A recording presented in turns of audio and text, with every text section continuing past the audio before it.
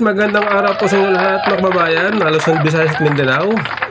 Mga kababayan natin na sa iba't ibang dako ng mundo.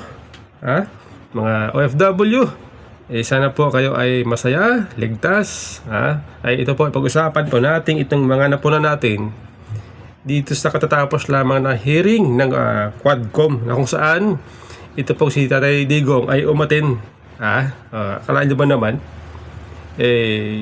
antibay ni Tatay Digong kahit na siya po ay 72 years old na, matanda na.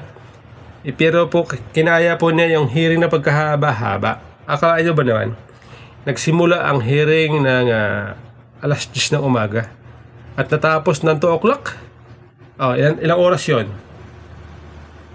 16 hours? Kasi 16 hours. Tama, di ba? 16 hours. Nakaya niya. Ngayon, alam po ninyo, sa kabila ng edad ni Tatay Digong, pinakita niya na siya ay malakas.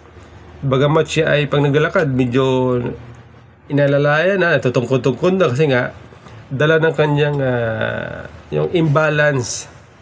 Kasi itong si Tatay Digong po ay na-aksidente sa motorsiklo dati. Kaya dahil dyan siya po ay medyo wala ng balance pag naglalakad. Kaya gumagamit po siya ng tungkod. Pero malakas po yan si Tatay Digong. Kita din naman. Yung mga congressman doon na nagtatanong, yung mga chairman ng Quadcom, nagpapahinga. Itong si Barbers nagpahinga Kaya nga yung umupo doon nung bandang huli, ang umupo itong itong si Suarez. Si Barbers nagpahinga. Di ba? Pero si Tatay Digong, sige lang. Believe nakakabilib itong tibay ni Tatay Digong. Kaya dapat yan, palakpakan natin, okay? Ito doon kasi sa hearing, nagbida-bida. Nagbida-bida ito mga membro ng Makabayan Black, Arlen Rosas, Franz Castro, Raul Manuel. Okay? Pati nga itong mga hindi naman membro ng Kongreso nandoon. Itong sina bayan mo na dating bayan mo na representative si Colmenares, si Trillanes, nandoon. Tayo po nagtataka kung bakit nandun sila. Hindi naman sila hindi naman sila dapat nandoon Di ba dapat dahil ang kanilang gustong dinggin ay itong issue ng AJK, itong issue ng human rights, drugs. Dapat ang mga pinatatawag nila ito may kinalaman noon sa pagpapatupad ng war on drugs, tulad ng mga dating PNP chief, DOJ, yung mga dating taga-PDEA noong panahon ni Tatay Digong, at maging itong solicitor general na bilang abogado ng gobyerno noong panahon ni Tatay Digong. Dapat yung mga pinatawag nila, pero wala doon. Kaya tayo po ay nagtataka kung bakit sa halip na itong mga tao ito ang pinatawag, yung mga pinapunta nila ito si Trillanes. Kakaiba no? Kakaiba. Okay? Ay ngayon, itong mga young guns, na kala mo pagka husay-husay nila, pag sila yung nagsasalita dyan, pag hindi nakaharap si Tatay Digong, pag hindi nakaharap si BP Sara, kala mo pagka husay-husay, pag salita ay ang galing mang-asar. Ay ngayon, kung nakatapat nila si Tatay Digong, nagbistulo silang mga estudyante lamang. Ayan po sinasabi natin na magaling lamang ito mga ito kapag hindi nila kaharap yung tao na binabanata nila. Okay? Yun Ngayon, alam po ninyo tayo po ay nagtataka kung bakit yung ginawang sit up ng yung sit up ng upuan, nagtataka tayo kung bakit pinagtabi-tabi nila itong si Tatay Digong, si Dilima, si Trillanes, o yung pare tapos si Trillanes. Apat na upuan lang ang pagitan ni Trillanes. Ibig sabihin magkakatabi. Alam naman nila na mainit sa isa't isa, no? Ito si Dilima at saka si Tatay Digong, si Trillanes. Mainit po yan. Tapos pagtatabihin nyo, yung taong magkakaiba ng opinion, natural, pag nagsasalita itong isa, laban sa isa't isa, hindi malaya na magkakaroon ng discomfort. Dahil magkakatabi. Example nga lang, sa bahay, membro ng pamilya, mag-asawa, halimbawa, sa bahay, magkasama sa bahay, nagkakaroon ng mga argument. Nabubullshit sa isa't isa. Lalo na yung magkaibang tao na mayroong iba-ibang opinion pwede sa politika. Natural, magkakaroon ng hindi magandang pakiramdam doon sa kanilang upuan sapagkat katabi mo ba naman, bubushitin ka. Diba? Kaya tignan niyo anong nangyari. Itong si Trillanes at saka si Tatay Digong, montik na. Montik na po magsakitan doon. Ito, tingnan nyo.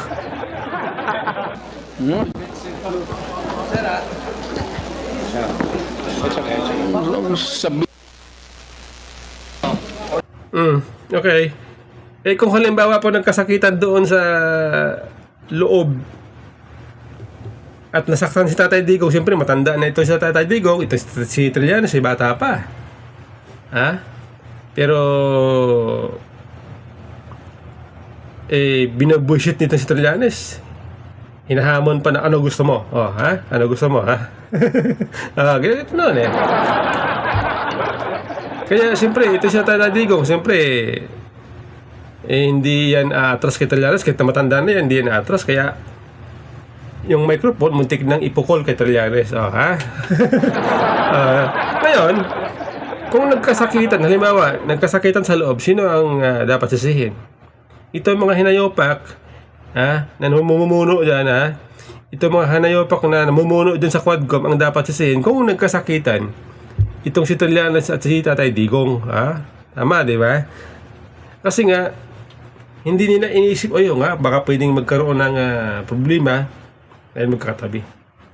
Hindi po nila inisip yan. At kung halimbawa po nagkasakitan at nasaktan si Tatay Digong, sigurado, baka naghalaw po ang balat sa tinalopan. Bakit? Dahil kung nasaktan si Tatay Digong, kung nasaktan si Tatay Digong, sigurado yan, lulusob ang mga taong bayan doon sa Kamara. Lulusubin sila doon ng mga DDS. Ayun yun. Pasalamat na lang itong mga congressman at hindi nagagulo. Dahil kung nagkagulo, yari sila. Ito. Hindi ko maintindihan kung bakit napasama doon si Trillanes. Tulad nito, yung pinagagawa ng Trillanes na sa loob. Kung ano-ano mga sinasabi, mga pinakita na mga bank account, di umano ni Tatay Digong na mga ng pamilya Duterte. Actually, yung mga bank account na yan, pagkatagal-tagal na yan, 8 years na yan, na issue ni Trillanes. Bagong tumatakbo pa lang noon si Tatay Digong bilang Pangulo,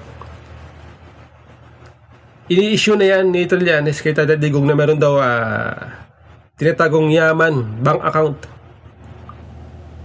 Mayroon daw tinatagong pera sa BPI. Ito si Tatay Digong. Noon pa yan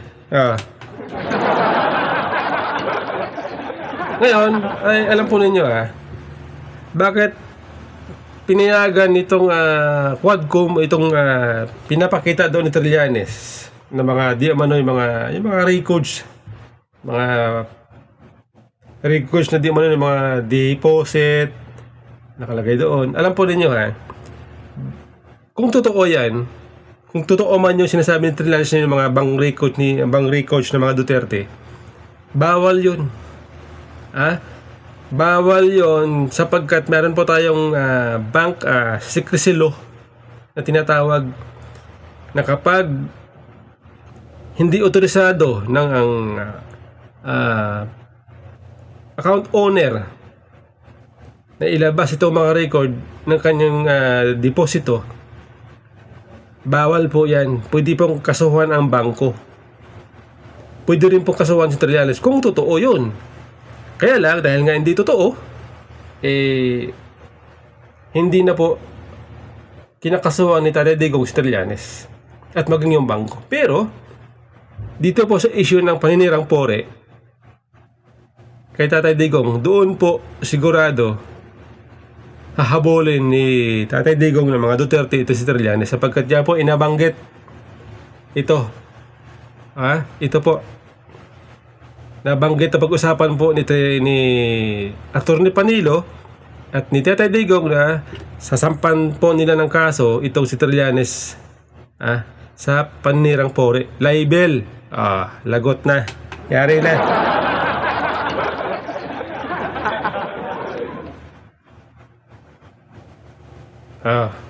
Dapat nga noon pa yan Dapat nga yan noon pa naisipan nitong si Tatay Digong na sampahan ng kaso si Trillanes ng libel sapagkat paulit-ulit na lang Kaya lang dahil nga itong mga Duterte hindi naman sila balat sibuyas kaya hinayaan nila itong si Trillanes na manira ng manira.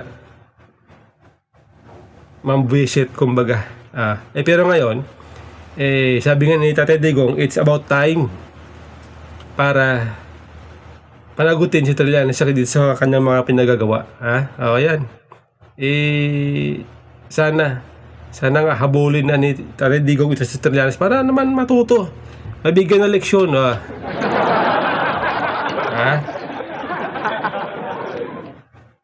Kailan ho ba ang dating ni former Colonel Garma para po sa kailan po ang inyo pong inaasahan na kanyang uwi at kayo ho ba talaga na ang mangangalaga sa kanya? Ted, kasi wala namang na ngayon, wala naman, na-lift naman yung kanyang contempt order. Siya ho ba ay nagpaalam po sa sa Quadcom bago siya lumipat patungo ng Amerika? Hindi, Ted. Walang paalam. Napag-usapan niyo ho ba sa Quadcom noong siya'y nabalitang nakalabas ng bansa, napag-usapan niyo kung anong dahilan noon? Di ba kayo nangamba? Hindi niyo ba inisip na siya'y tumatakas na?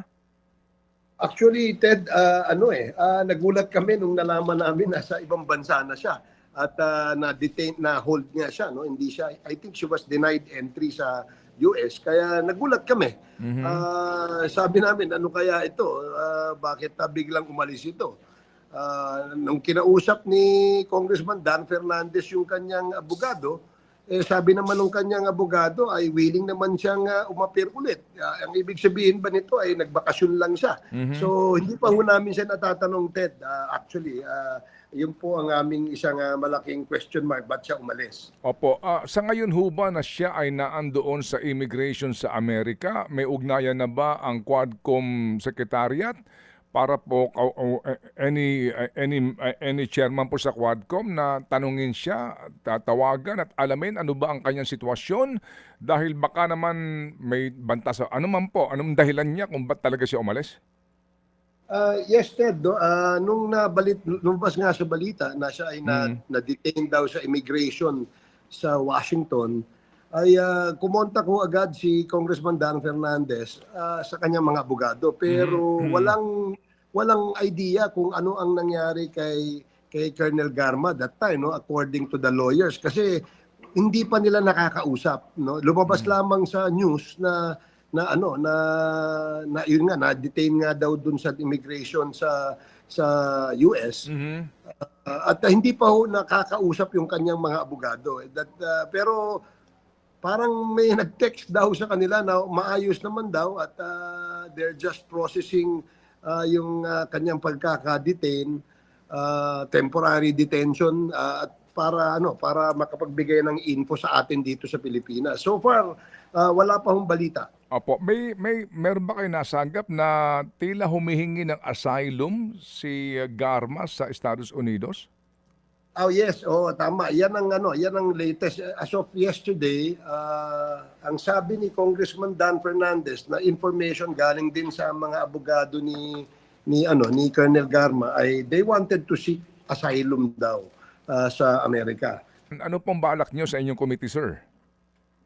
Alam mo Ted, habang naka-detain siya doon sa house, nung isang beses ay nung tinatawag namin siya, bago namin siya i-lift yung kanyang contempt, siya ay nangangamba sa kanyang buhay. In fact, iyak nga siya ng iyak. Sinasabi nga niya na ako'y kinakabahan sa aking buhay at sa aking pamilya. Yun ang kanyang kwento sa amin. Itong si Garma, nagdududa ako dito kung bakit itong si Garma, di ba? Itong si Garma ay witness ng gobyerno laban kay Pangulong Duterte. Okay? Pero itong si Garma ay nabalitaan natin na ito pala ay pumuslit papuntang Amerika. At siya ay umalis daw noong November 7. Kaya lang, dahil sa issue ng visa, kaya siya ay hindi pinayagan makalusot sa immigration. Actually, ito si Garma, noong I think pangatlong hearing yata ng Quadcom, doon nalaman na itong si Garma pala ay una nang pumunta ng Amerika. Dumaan ng Japan, papuntang Amerika. Sa Japan pa lang naharang na siya gawa ng may issue din sa visa. So bali pangalawang punta niya na yan ngayon. At sa pangalawang pagkakataon, doon mismo sa immigration ng Amerika, siya ay na-hold. Hindi pinayagan makalusot. At ngayon, sinasabi na inaayos, pinaproseso para ipa-deport pabalik ng Pilipinas. Okay? At ngayon, ang tanong ko ito, nabanggit dyan, mismo si Barbers, nabanggit kay Ted Filon, na sinasabi na ito to si Garma, ay gusto umanong humingi ng political asylum sa Amerika. Ngayon, parang ang word naman na ang isang witness ng gobyerno pupuslit palabas ng bansa at panghihingi ng political asylum sa ibang bansa. Kasi ang alam natin na nangyayari yung ganyan ay ang humihingi ng asylum sa ibang bansa ay itong hinahabol ng Estado, hinahabol ng gobyerno, tumatakas sa gobyerno. Yan po ang pagkakaunawa natin sa usaping paghingi ng asylum Pero dito sa case ni Garma, para ang word parang kakaiba. Okay? Kaya parang nagdududa tayo kung bakit ganun ang kwento. Now, sabi dyan sa mga balita, itong si Garma pinaproseso ang pagbabalik o pagpapadeport pabalik ng bansa, at pagdating dito sa bansa, sabi ng DOJ, pinag-aaralan nila kung pwedeng ipasok sa WPP, Witness Protection Program, ito si Garma. Okay? Ngayon, nabanggit din dyan sa sinabi ni Barbers na ito daw si Garma ay may banta sa buhay. Okay? Ngayon, kaya sabi ko, kung siya ay may banta sa buhay, di ba dapat na ginawa niya ay ang tamang ginawa niya ay pumunta ng NBI, police, or DOJ, na kung saan ay pwede siyang bigyan ng proteksyon. Di ba dapat ganon?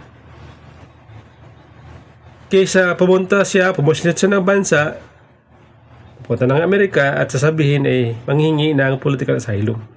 Parang kakaiba. Kaya, tayo po ay lalong nagdududa sapagkat parang kakaiba itong kwento na ito. Matatandaan, itong si Garma, ay nung nagkaroon ng Senate hearing, isa siya sa pinatawag doon para umatin sa Senate hearing. Ang problema, hindi dumating si Garma at ang sabi, ito daw ay masakit, nagpapagamot yata. Mismo mga congressman nagsabi niyan. Kaya yun daw ang dahilan kung bakit ito si Garma hindi nakarating. Kaya nagulat tayo na ito si Garma bigla na lang na sa Amerika. Kaya dahil sa mga kwento na to, dugtong-dugtong, kakaiba, nagdududa tayo na baka umiiwas itong si Garma na umatin sa Senate hearing dahil kapag umatin siya sa Senate hearing, baka merong ibang tinatago na mabubulgar dyan sa Senado. Yan po ang nabubuo sa ating isip kasi nga sa nangyayari, pinagtatagpi-tagpi natin kung bakit ganito ang tagpo ang nangyayari sa kwento.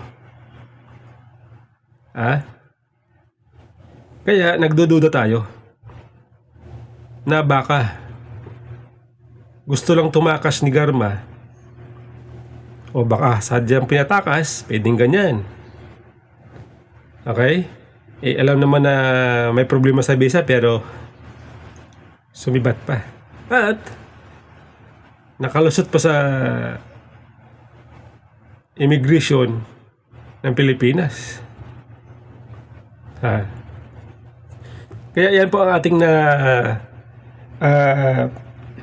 iniisip. Dahil pagka nangyayari yung katulad ng nangyari kay Colonel Hector Agrijaldo na biglang sumambulat itong issue ng Quadcom, dahil doon nasira ang credibility nitong Quadcom. Ngayon, pag sakali si Garma ay merong naibulgar, lalo mapapalakas itong hinala natin na itong Quadcom ay may ginagawang hindi maganda dito sa mga witness, sa mga resource person nila. Yan po kasi nga hindi natin may iwasan magduda dahil sa nangyayari dito kay Garma.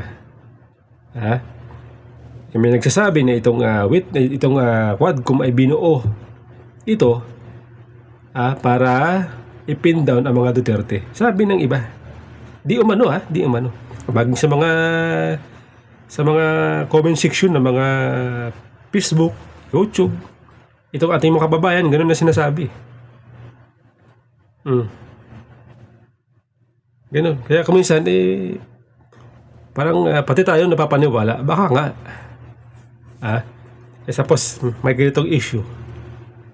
Diba? Garma,